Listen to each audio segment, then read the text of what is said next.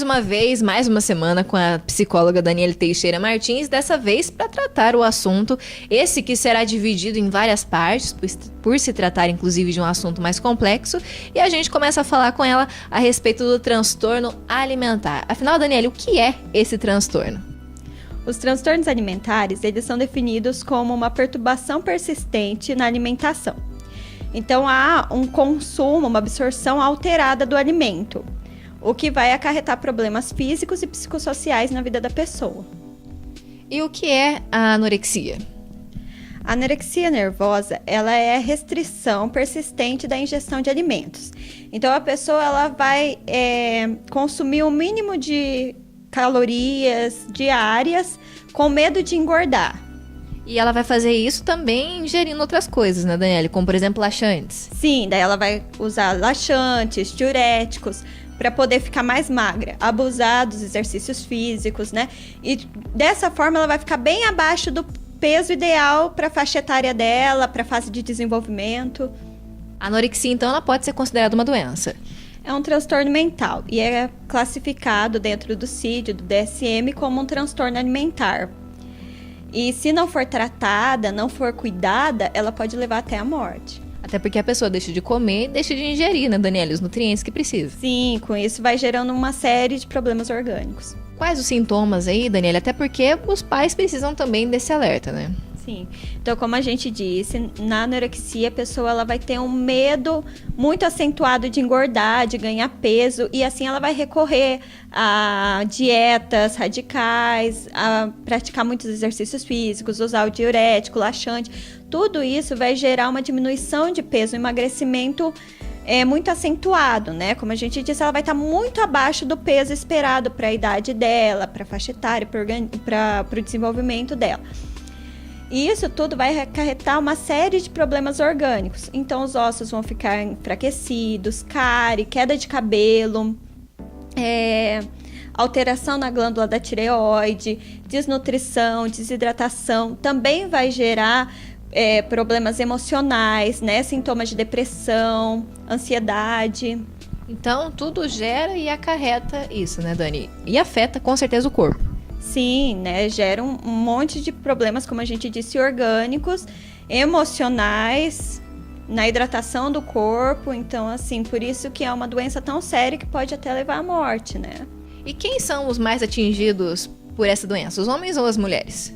As mulheres. A prevalência da anorexia nervosa em mulheres jovens é de 0,2% a 0,9%. E esse número tem crescido todos os anos desde 1950. Porém, nos homens tem aumentado os números nos últimos anos. E tem, Daniele, uma faixa de idade na qual a anorexia também atinge? Em 85% dos casos, a anorexia ela atinge pessoas na faixa etária de 15 a 20 anos. Entre esses, tem relatos de que antes dos 10 anos era meio enjoado para comer ou tinha muitos problemas digestivos. Existem casos de crianças com anorexia, porém é mais raro, né? Tanto antes da puberdade é mais raro, como acima dos 40 anos. Tem menos casos daí. E quais os tratamentos para anorexia? Então, o mais difícil para tratar a anorexia é o paciente reconhecer que ele precisa de tratamento. Normalmente, eles só buscam ajudas quando o transtorno já está bem acentuado. O tratamento ele tem que incluir uma equipe multidisciplinar, com médico, psicólogo, nutricionista. O psicólogo ele vai trabalhar, né, os fatores que estão influenciando para a prevalência do transtorno. O psicólogo ele vai possibilitar, né, uma mudança de pensamento, de comportamento, para que a pessoa consiga interagir de uma maneira mais saudável com a alimentação, né, para que ela possa comer com mais saúde, vamos dizer assim, e sem esse medo, né, de perder o controle, vamos dizer assim. O médico, ele vai checar todos os prejuízos gerados, né, pelo transtorno. Também vai entrar com o psicotrópico. O psicotrópico são os remédios para transtornos mentais. E o nutricionista, ele vai monitorar a alimentação desse paciente.